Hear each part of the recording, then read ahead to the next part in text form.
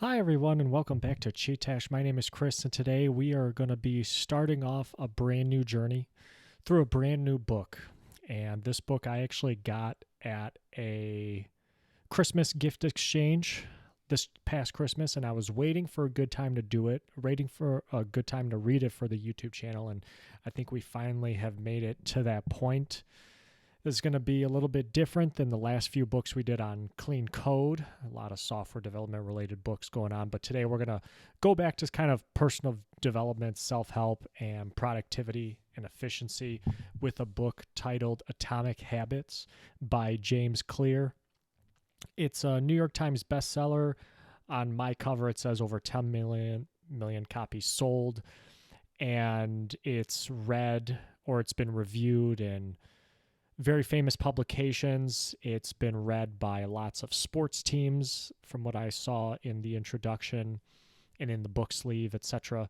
So very excited to read this book, and something that I need to get better at, forming better habits. Not to say that my habits are terrible, but there's probably some that I don't need in my life anymore, and there's need to be replaced with more positive habits. So I'm excited to read this book and to understand more on what it's about, and that's kind of what we're going to talk about today in this first video for, again, Atomic Habits by James Clear. And I want to make it clear, no pun intended, this video will just be on the introduction. So there's an introduction, and then it starts off into chapter 1, going over the fundamentals of making and creating habits that stick. We're just going to talk about the introduction, kind of keep it nice and simple, get a nice introductory video out there for that. So a little bit on the background of the book and what James talks about in the introduction. He goes over his story of how he got to be where he is today. So when he was younger, he had a traumatic medical emergency in high school. He was hit over the head, hit in the face with a baseball bat, and it struck him like between the eyes. He doesn't even remember it happening because he was basically knocked out, and he comes to. People are trying to help him out. They bring him to the nursing office. They're asking him basic questions. So he has like a dialogue in the introduction where the nurse is asking him, hey, can you remember these things? Or what year is it? And he says it's 1998, when in fact it's actually 2002. And then they ask him, oh, who's the president? And he answers that wrong. And then he says, what's your mom's name? And he takes like 10 seconds. So something is clearly off. And what ends up happening is he passes out. He starts to have trouble breathing and swallowing, so they know something is off. Then he has his first seizure, so they say, okay, he's at a local hospital at this point. All these issues are starting to arise. We got to take him to a bigger hospital. So they helicopter him to a bigger hospital in this is Ohio. They helicopter him to a bigger hospital in the Cincinnati area. And while he's there, they actually induce a coma to help save his life, and they put him on a ventilator. What's crazy is that this is the same hospital that one of his siblings was at, because he had a sibling who had cancer back in the day. And he talks about how not only is it traumatic for him, but it's traumatic for his parents to kind of live through this again. They were at this hospital with their young child who had cancer and having to struggle with that. Now they're having to go back to the same hospital with James and his medical emergency. And it's just a traumatic experience for this entire family. We'll go to the next slide. James eventually comes to. He eventually gets better. He wakes up from his coma. But the problems don't just completely go away. New sets of challenges now are arising, where he wakes up and all of a sudden he can't really smell that well. He can't really see straight, and he talks about having double vision for a couple weeks. When he sneezes, his eye bulges out of his socket because he had fractures on his eye sockets or within his eye sockets. So his eye bulges out, so he's got to deal with that. All in all, we learn that James is an athlete. He loves baseball. And now all he wants to do, because he missed a lot of time. He says he kind of felt like his life went in maybe like a standstill because this traumatic event happened, and then he couldn't really get back to normal life right away. And all he wants to do is just go back and play baseball. And he eventually gets back into somewhat of a player-ready shape, and it's his junior year. He's going out for the varsity team, and he gets cut, and he gets forced to play actually on the JV team. The next year, he gets a little bit better, and he ends up making the varsity team his senior year, but he barely plays. He says he plays only like 11 innings the entire year, which is barely one game. And he's kind of left with a little bit of disappointment after that. Now enter in the habit making and the crux of what is in this book, because he starts to apply certain processes, systems, and habits to his life, starting with when he attends Denison University. And he's ecstatic to attend Denison because while at Denison, he ends up making the baseball team there. And it's here that he tries to make himself a better version of himself. So he starts to make little tweaks in his life. He talks about how he starts to get a better sleep routine. He starts to clean up his room, make it very tidy and a nice clean space to inhabit. He starts to get better study habits, all the while presumably everybody else on his team, he talks about they're playing video games, they're having fun, maybe they're partying and stuff, and he's not really taking part in those things in the same fashion as his teammates because he has these habits that he has now enacted in his life. And he gives this definition for a habit here, which is a routine or behavior that is performed regularly.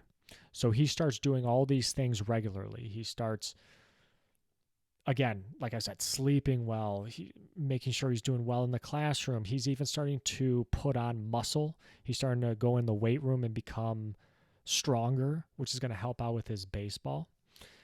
And all of a sudden, over time, by the end of his senior year at Denison, he is selected as the top male athlete at his university. He's an academic All-American. He's named on this list that ESPN compiles together of academic All-Americans, and he holds a few baseball records at Denison.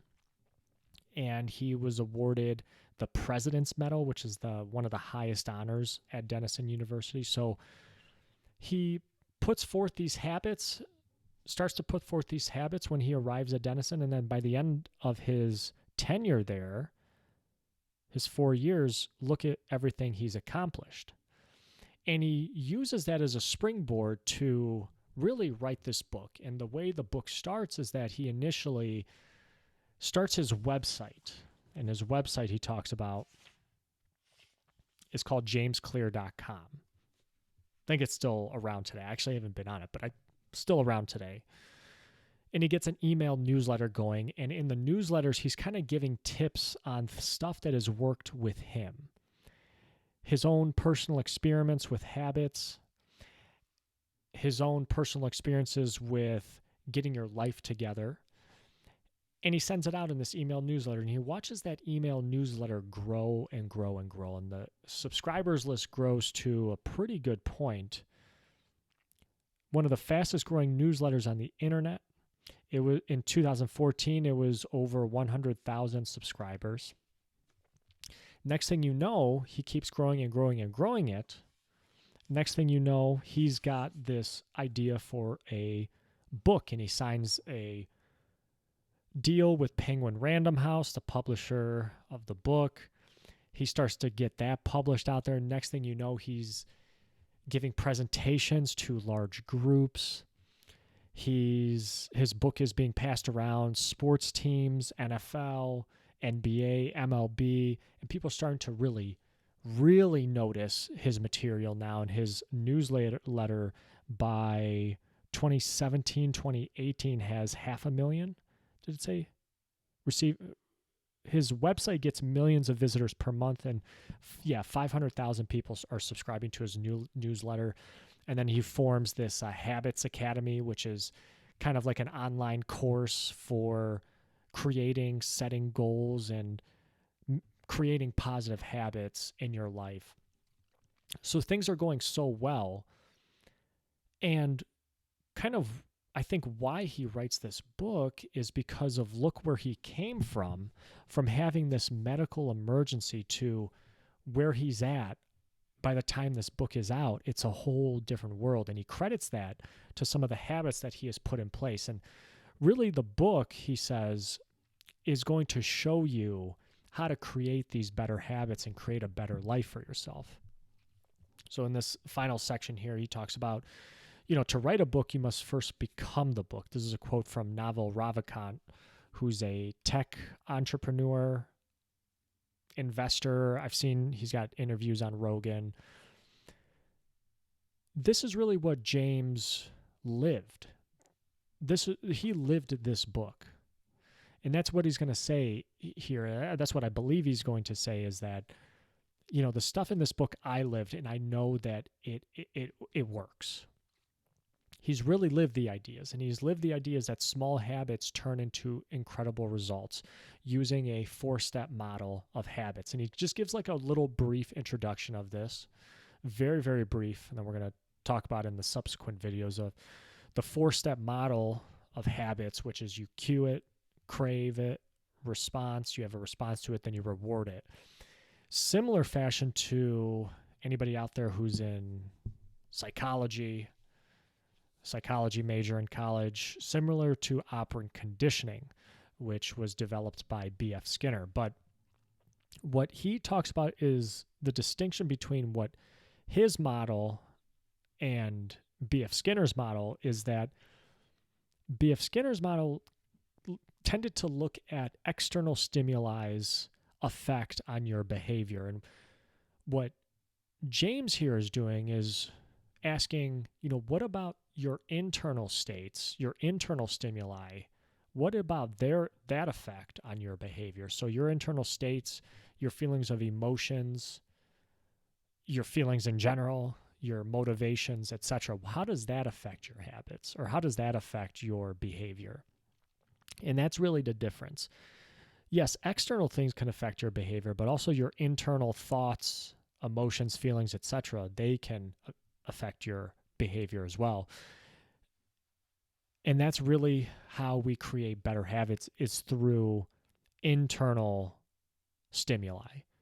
You create better habits through the 4 laws of behavior change, and we're going to talk about that in the subsequent videos coming up. So this was just a brief introduction to the book.